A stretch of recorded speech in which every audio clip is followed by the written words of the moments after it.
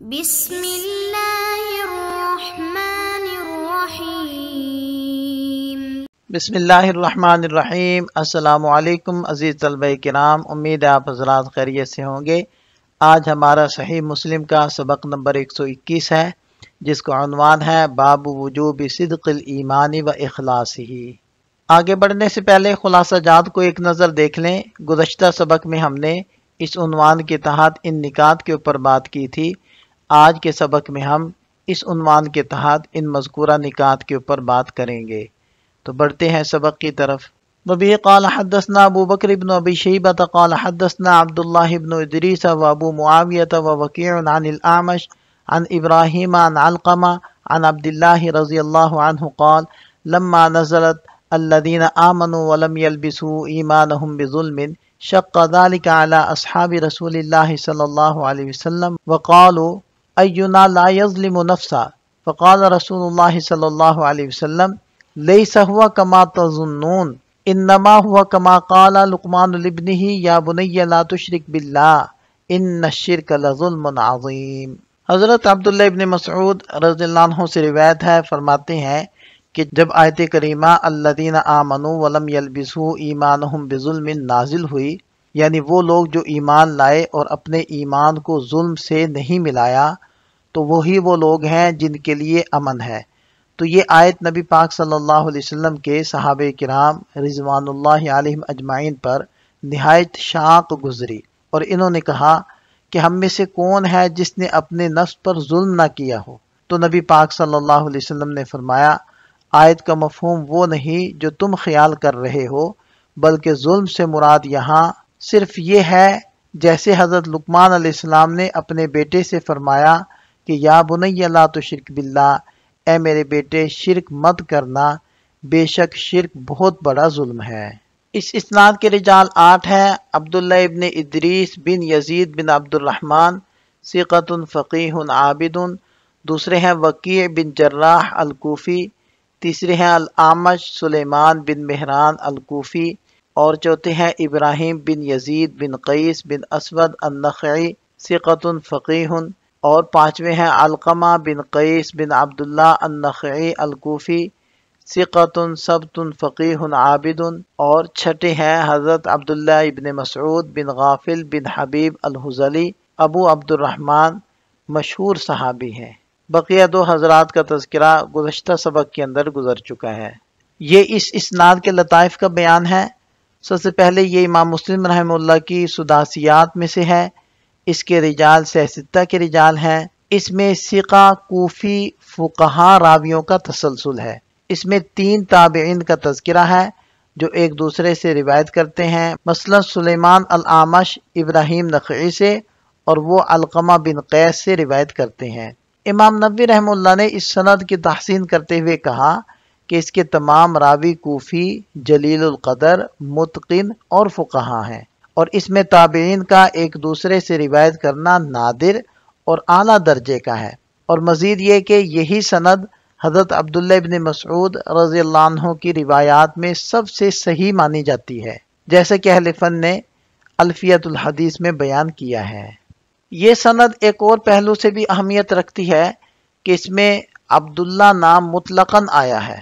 محدثین کے اصول کے مطابق اگر صحابی کا نام عبداللہ مطلقاً ذکر ہو تو مقام روایت سے اس کی تعیین کی جاتی ہے، لہذا اگر سند کوفی ہو جیسا کہ یہاں ہے تو مراد حضرت عبداللہ ابن مسعود رضی اللہ عنہ ہوتے ہیں۔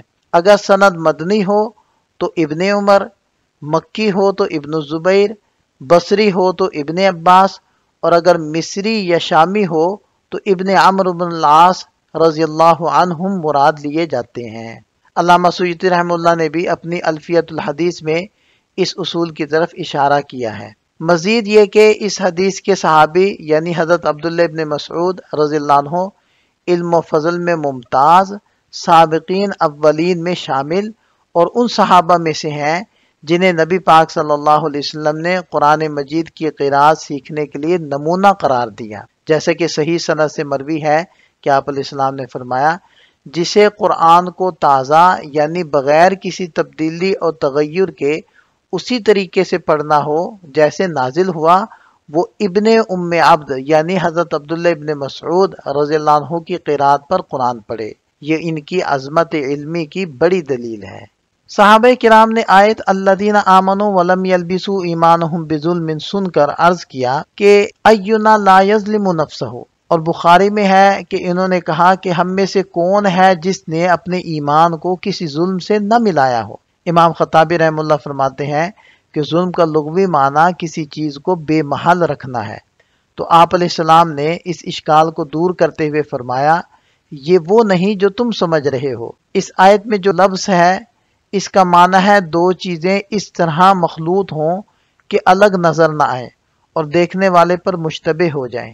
یہ تبھی ہوگا جب دونوں ملی ہوئی چیزوں کا مطلب ایک ہی ہو، اور ایمان سے مراد قلبی تصدیق ہے، لہذا ظلم سے مراد بھی ایسی چیز ہی ہوگی جس کا تعلق دل سے ہو، اور وہ کفر ہے یا شرک ہے، نہ کہ اعضاء و جوارح سے سرزد ہونے والا گناہ۔ یوں آپ صلی اللہ علیہ وسلم نے صحابہ کرام کو اس آیت کی صحیح مراد سکھا دی، جو قرآن میں مذکور تعلیم اور تزکیہ کا ایک عملی نمونہ ہے، جیسے کہ اللہ تعالیٰ نے ارشاد فرمائے وَيُعَلِّمُهُمُ الْكِتَابَ، تو آپ علیہ السلام نے عملاً ان حضرات کو کتاب اللہ سکھائی۔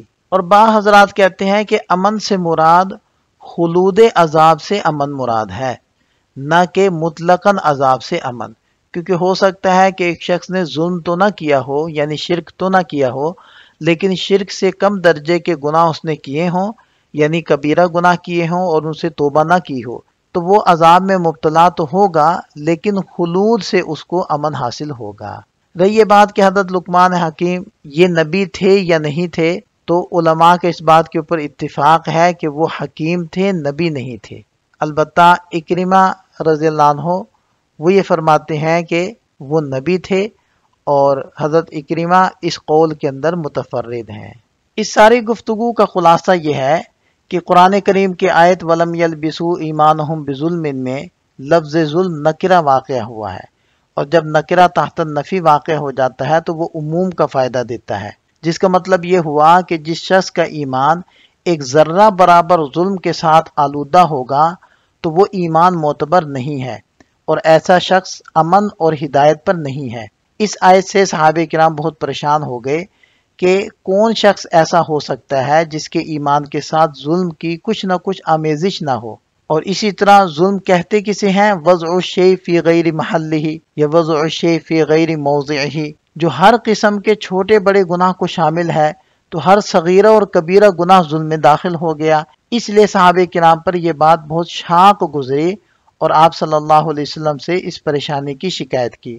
تو آپ علیہ السلام نے صحابہ کرام کو تسلی دی کہ یہاں ظلم سے مراد شرک ہے، لہذا گھبرانے کی ضرورت نہیں، کیونکہ یہ آیت عام ظلم کے بارے میں نہیں ہے بلکہ خاص ظلم یعنی شرک کے بارے میں ہے، جس کا تذکرہ اللہ تعالیٰ نے سورہ لقمان میں کیا ہے۔ یہ حدیث متفق علیہ ہے، اور دیگر ائمہ حدیث نے بھی اس حدیث کو اپنی اپنی کتابوں کے اندر ذکر کیا ہے، جس کی تفصیل یہاں موجود ہے۔ یہ فوائد اس بات پر دلالت کرتے ہیں کہ سچا ایمان تب ہی متحقق ہوتا ہے جب انسان ہر قسم کے شرک سے پرہیز کرے اور خالص توحید اختیار کرے۔ اسی نقطے کی مناسبت سے اس حدیث کو ابواب ایمان میں ذکر کیا گیا ہے۔ مزید یہ واضح کیا گیا ہے کہ ظلم کے کئی درجے ہیں، لیکن سب سے بڑا ظلم شرک ہے، جس سے بڑا کوئی ظلم نہیں۔ اس کے علاوہ یہ قاعدہ بھی بیان ہوا ہے کہ نکرہ جب نفی کے سیاق میں آئے تو عموم پر دلالت کرتا ہے، مگر اس عموم میں جو خاص دلیل آ جائے تو وہ عام پر مقدم ہوتی ہے اور مبین مجمل پر مقدم ہوتا ہے۔